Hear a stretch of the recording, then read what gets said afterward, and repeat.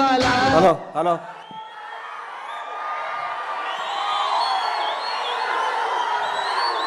జై చిరంజీవ జగదేక వీర అసహాయ శూర అంజనీ కుమారా.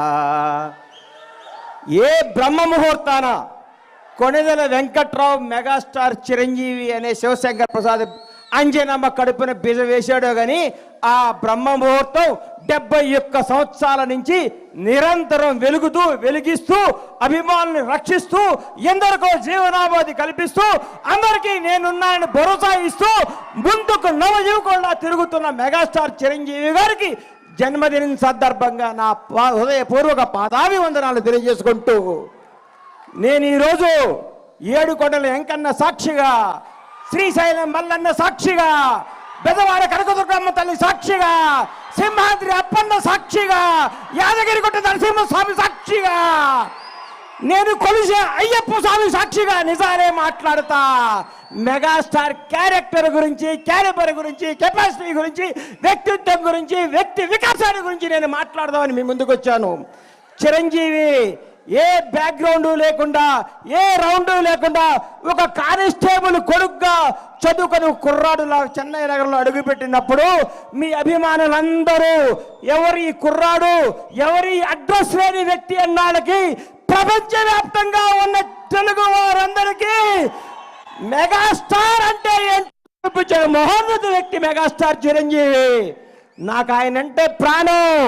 ఎందుకు ప్రాణం అంటే నాకు జీవితాన్ని ఇచ్చిన పవర్ స్టార్ పవన్ కళ్యాణ్ తెలుగు ఇండస్ట్రీకి చేత్తో పట్టుకొచ్చిన మెగాస్టార్. ఈ భారతదేశంలో ఏ నటుడికి, ఏ మెగాస్టార్కి దగ్గర అదృష్టం రామ్ చరణ్ రూపేణ ఆయన లెగసీని కంటిన్యూ చేయడానికి పుట్టించిన మహోన్నత వ్యక్తి చిరంజీవి. ఎంతో మంది స్టార్లు ఉన్నారు. భారతదేశ వ్యాప్తంగా ఉన్న స్టార్లందరికీ ఒక సూపర్ స్టార్ ఇంకో సూపర్ స్టార్ పుట్టాడా? ఒక మెగాస్టార్ మెగా పవర్ స్టార్ పుట్టాడా? ఏం కొడుకుని కన్నావయ్యా మెగాస్టార్? నీ వ్యక్తిత్వం గతంలో చాలా మంది ఓరు దాటేదాకా ఓరి మల్లనని పనిలేక బోడి మల్లన అంటున్న ఈ రోజుల్లో చిరంజీవి గారు అన్నా నీ వెనకాల ఎంతమంది ఉంటే ఏంటి, ఊడితే ఏంటి? నీ క్యారెక్టర్ భావి తరాలకి, భవిష్యత్ తరాలకి ఒక రామాయణం, ఒక భగవద్గీత, ఒక భారతదేశ స్వతంత్రానికి పోరాడే కాదల్లాగా చిరంజీవి చరిత్ర కూడా అందరి హృదయాలు లిఖించుకుంటారని నేను మీ అందరికి గర్వంగా చెప్తున్నా. చిరంజీవి వ్యక్తిత్వం ఈ మధ్య నేను చిరంజీవి గారింటికి వెళ్ళి మర్చిపోయి మీకు చెప్పడానికి వెళ్తే అన్నయ్య కొంచెం లేట్గా వచ్చాడు. ఏంటన్నా లేట్గా వచ్చావన్నా? మా చెల్లికి నడువు నొప్పిగా ఉంటే జెండు బాంబు రాస్తున్నారు లోపల అన్నాడు. అదే చిరంజీవి క్యారెక్టర్.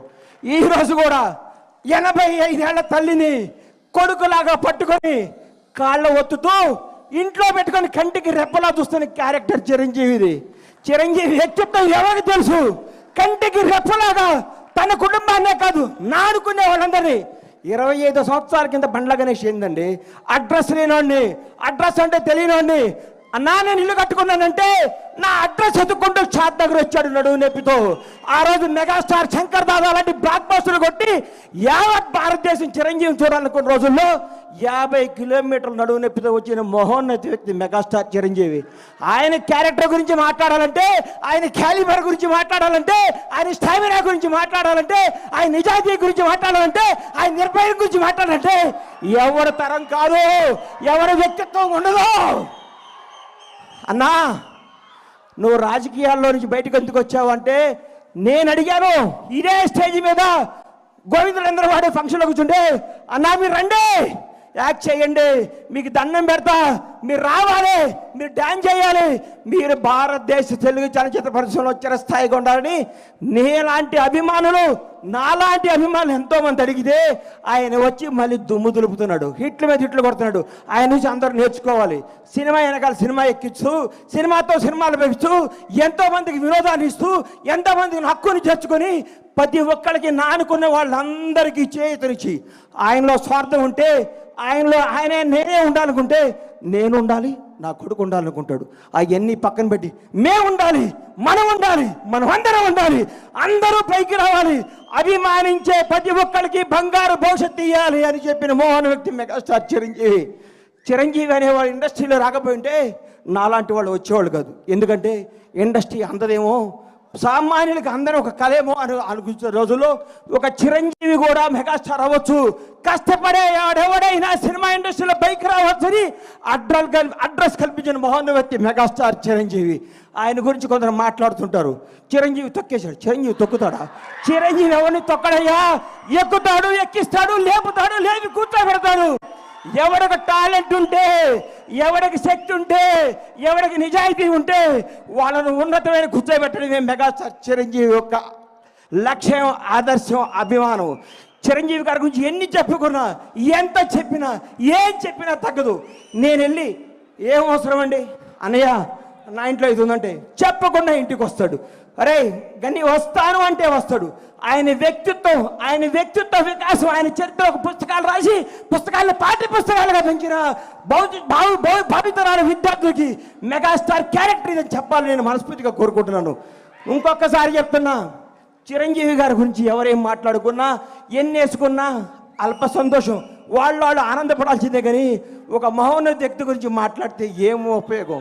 ఇలాంటి బర్త్డేలు ఇంకెన్నో చేసుకోవాలని, ఇంకెన్నెన్నో హిట్లు ఇవ్వాలని, ఇంకా ఎంతగా వేయాలని మనస్ఫూర్తిగా కోరుకుంటూ ఈ అవకాశం ఇచ్చిన మెగా అభిమానులందరికీ, ముఖ్యంగా మిత్రుడు స్వామినాయుడు గారికి హృదయపూర్వక కృతజ్ఞత తెలియజేసుకుంటూ సెలవు తీసుకుంటున్నాను. జై చిరంజీవి, జై జై చిరంజీవి, జై power star. Oh my god, డెఫినెట్గా ఆయన మన గాడ్.